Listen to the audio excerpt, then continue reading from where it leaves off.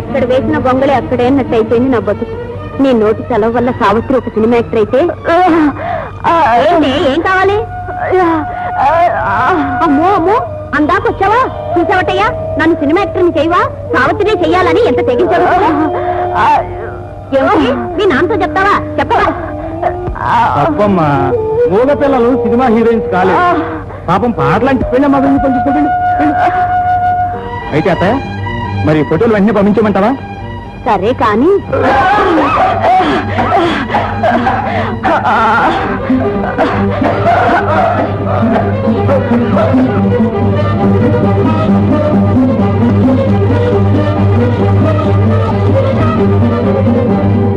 పాప గట్టా ఉంది.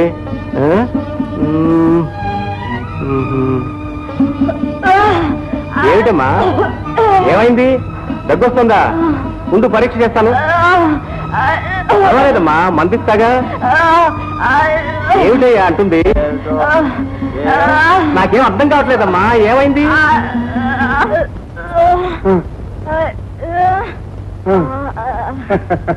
నీకు దగ్గనుకుని మందిస్తున్నాడా?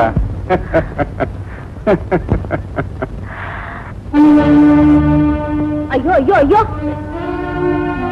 దీని మొహం మండా.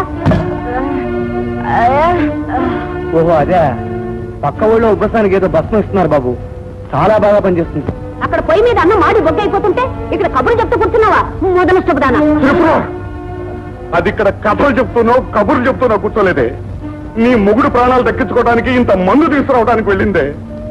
మీరందరూ నేను ఎప్పుడు చస్తానా అని ఎదురు చూస్తుంటే 4 కాలాల పాటు అది బ్రతికించుకోవడానికి ప్రయత్నిస్తుంది.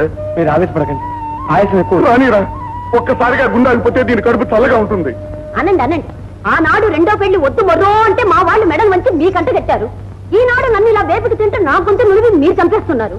ఆ సచ్చేదైతే దీన్ని వెంట పెట్టకపోతే వీడా పిల్లగడయ్యేది.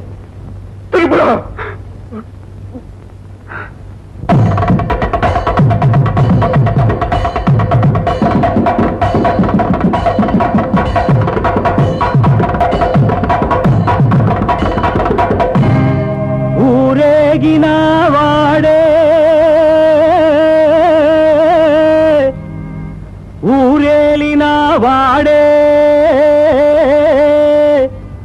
ఊరు పేరున్నవాడు ఉన్నవాడు వాడే.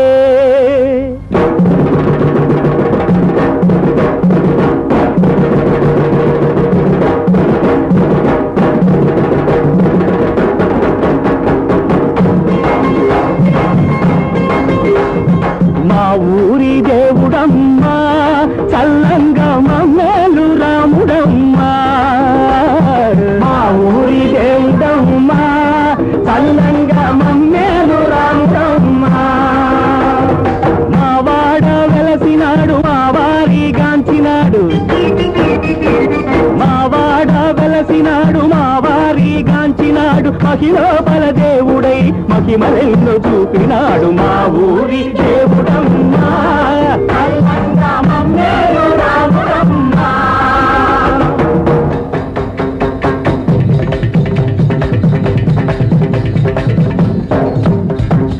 మహప్రభో నీ మహిమ తెలియగా మానవులెంతటి వారు. ఓ మహప్రభో నీ మహిమ తెలియగా మానవులెంతటి వారు. పరమాత్మని భజనకు విలచితే బద్ధకమని పలికేరు. పరమాత్మని భజనకు విలచితే బద్ధకమని పలికేరు. చర్మపు చిత్తులే శాశ్వతమనుకొని, చర్మపు చిత్తులే శాశ్వతమనుకొని, చర్మపు చిత్తులే శాశ్వతమనుకొని, చర్మపు చిత్తులే శాశ్వతమనుకొని, చర్మపు చిత్తులే శాశ్వతమనుకొని చంచలమతులయ్యేరు.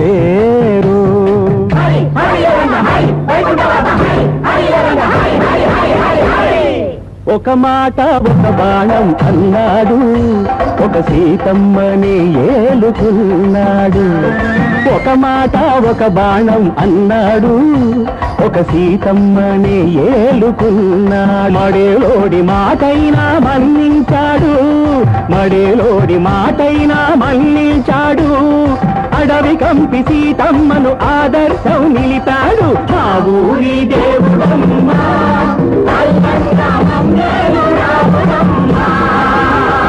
ఓహోయ్ రాములు సాహోయ్ సాములు, ఓహోయ్ రాములు సాహోయ్ సాములు. పడతా పడతా నేను పప్పు దాగలో పడతా, పడతా పడతా నేను పాతర గోతుల పడతా, పడతా పడతా నేను పప్పు దాగలో పడతా, పడతా పడతా నేను పాతర గోతుల పడతా. సీతమ్మప్పో హనుమంతప్ప, హనుమంతప్పో సీతమ్మప్ప, సీతమ్మప్పో హనుమంతప్ప, హనుమంతప్పో సీతమ్మప్ప. ఓహోయ్ రాములు సాహోయ్ సాములు. మా ఆడపడుచులు మా తల్లులు సీతమ్మలు, మగసిరి గల దొరలంతా మా తల్లులు రామయ్యలు. మా ఆడపడుచులు మా తల్లులు సీతమ్మలు, మగసిరి గల దొరలంతా మా తల్లులు రామయ్యలు. లేదు రావణ బాధ రాదు మాకు ఏ కొరత, లేదు రావణ బాధ రాదు మాకు ఏ కొరత. రాముడే దేవుడైన రామాయణమే మా కథ. రాముడి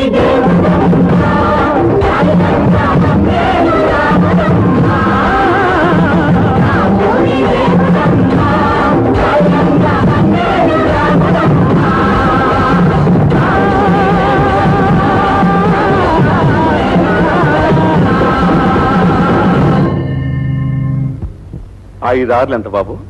11. 5, 6 కలిపితే 11. 5ను 6 పెట్టి అచ్చు వేస్తే 5 ఆర్లు 30. 5 4 20, 5 5 25, 5 ఆర్లు 3 3 0. అలాగే అలా కూడా చేయి బాబు. ఒరే ఎందురా బాబు కొట్టుకుంటారు? అలా చేయకుండా చదువుకోండి. బాబు గారు రాముల వారి ప్రసాదం తీసుకోండి. ఇక మీకు దగ్గు ఆయుసం పూర్తిగా తగ్గిపోతుంది బాబు గారు. ఒరే కట్టుకున్న వాళ్ళు కన్నవాళ్ళు విలేసిన ఈ అనాథ ప్రేతం అంటే నీకెందుకురా ఇంత అభిమానం? ఏమిటి బాబు అలా అంటారు? దేవుడి మీద మనిషికి అంత భక్తి ఎందుకో, తండ్రి అంటే కొడుక్కి అంత ప్రేమ ఎందుకో. ఇది అందుకే బాబు, ఎక్కడ పుట్టానో ఎక్కడ పెరిగానో కన్న బిడ్డలాగా చూసుకుంటున్నారే, మీ రుణం ఎలా తీర్చుకోండి బాబు. మనందరం రుణపడి ఉంది ఆ దేవదేవుడికిరా. ఆర్చిన తీర్చిన ఆయనే. అందుకే బాబు మీకు కాలు చెయ్యి అమ్మాయి గారికి నోరు వస్తే భద్రాచలం దాకా నడిచొస్తానని రాముల వారికి మొక్కున్నాను. నువ్వు ఎంత మొక్కుకున్నా ఎలా మొక్కుకున్నా ఆ దేవుడు దానికి మాట తెప్పించలేడురా. ఆశే ఉంటే కన్నవాణ్ణి నేను ఇలా చేతులు కట్టు కూర్చుంటానా? అదేమిటి బాబు, దేశంలో డాక్టర్లే లేరా, మంచి మందులే కరువా? పేరున్న డాక్టర్లందరికీ చూపించాను, మహిమలున్న దేవుళ్ళందరికీ మొక్కాను. ఏ డాక్టర్ దానికి నోరు తెప్పించలేదు, ఏ దేవుడు దాని బాధ తప్పించలేదు. మరి మాట రాని వాళ్లకు వినపడదని కూడా అంటారు కదా. అమ్మాయి గారికి ఆకు గలగల్లాడితే తెలుస్తుంది, పిట్ట పిలిస్తే వినపడుతుంది. అదేట బాబు గారు? అది పుట్టుమోగది కాదురా. ఏ జన్మలో చేసిన పాపం, ఏ దేవుడి శాపం దాని రెండో ఏటే మాట పడిపోయింది. వచ్చి రాని మాటలతో నాన్న అని ముద్దుగా పిలిపించుకునే లోపే ఆ ముచ్చట తీరిపోయింది. ఊరుకోండి బాబు గారు, అంతవరకైనా దేవుడు మన పాలిటున్నాడు. కనీసం మనం చెప్పేదైనా అమ్మాయి గారికి వినపడుతుంది. అదేరా నా బాధ. నోటితో పాటు చెవులు కూడా మూతపడిపోయి ఉంటే ఈ తిట్లు శాపనార్థాలు వినపడకుండా ఉండేవి. అయినా దాని ముఖాన రాత రాసి ఉంటే మనం ఏమిటో. ఆ రాత రాసిన దేవుడికి తుడిచేసే శక్తి కూడా ఉంటుందిగా బాబు. కోతికి రాజ్యం ఇచ్చిన రాముడు, రాతిని మనిషిగా చేసిన ఆ దేవుడు తననే వచ్చి అమ్మాయి గారికి మాట ఎందుకు తెప్పించలేడు బాబు? సరే, నీకంత నమ్మకమే ఉంటే నేనెందుకు కాదనాలి? వెళ్ళి ఫోన్ చేయి. త్రిపుర, సాంబాయి భోజనానికి వచ్చాడే, ఇదిగో నిలబడ్డాడుగా, కనబడుతూనే ఉంది. రానాయనా శనివారం నాడు పొత్తు పొడవటమైనా మానుతుందేమో గానీ వీడు రాక తప్పదుగా. వారాల వాళ్ళకి వజ్రాల వాళ్ళకి వండి వచ్చటమేగా నా పని.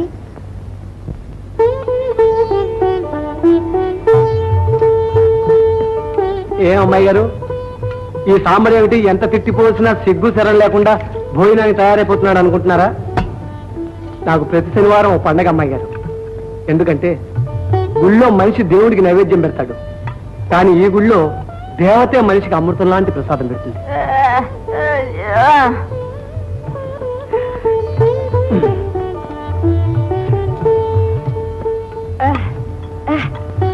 చూడనా డప్పు బాగా వాయించాలంటారా? నాకు తెలిసిన విద్య అదొక్కటే అమ్మాయి గారు. నేను గొంతు విప్పందే, డప్పు మీద వేలు కదపందే రావుడు ఒక అంగుళం కూడా కదడు. రారా రారా అని రాముడు పిలిచాడు.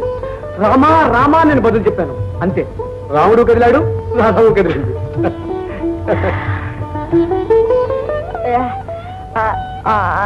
పాడతానమ్మాయి గారు, మీకోసం 100 సార్లు 100 పాటలైనా పాడతాను, కానీ ఇప్పుడు మాత్రం కాదు. ఇవాళ రథం ముందు పాడానండి, రేపు పల్లకి ముందు పాడతాను. ఈ పుత్తడి బొమ్మ చిటికిని వినిపుచ్చుకుని ఒక అందమైన రాజకుమారుడు పల్లకిలో కూర్చోబెడతాడు. అప్పుడు మీ సిగ్గుతో తలంచుకుని అబ్బాయి గారిని ఓరకండితో చూస్తూ ఉంటాను. ఆయన మాట్లాడే మీ కళ్ళలోకి చూడాలని ఎంతో ప్రయత్నిస్తుంటాడు. అప్పుడు నన్ను ఎందరికంటేసినా ఒక మూల నిలబడి మీకు వినిపించేలా పడతాను. ఆనందంతో గొంతు పిగిలేలా పడతాను, గుండె పగిలేలా పడతాను అబ్బాయి గారు. 2 పెద్ద చెరువులు పశ్చిమ ఆసియాలో ఉన్నాయి. వీటిని అక్కడున్న ప్రజలు ఈ చెరువుల్ని సముద్రాలు అని పిలుస్తారు, కానీ అవి మాత్రం చెరువులే. ఈ 2 చెరువులు కూడా ఒకే నది నుండి వచ్చిన నీళ్లతో ఏర్పడ్డాయి. గోలాన్ హైట్స్ నుండి పుట్టిన జోర్దాన్ నది లెబనాన్లోని చెట్ల మొదళ్ల నుండి రకరకాల ఔషధాల తత్వాలను తీసుకొని స్వచ్ఛంగా ప్రవహిస్తూ ఉత్తర దిక్కున వెళ్లి ఒక సముద్రంగా ఏర్పడుతుంది. అలాగే దక్షిణం వైపుగా వెళ్లి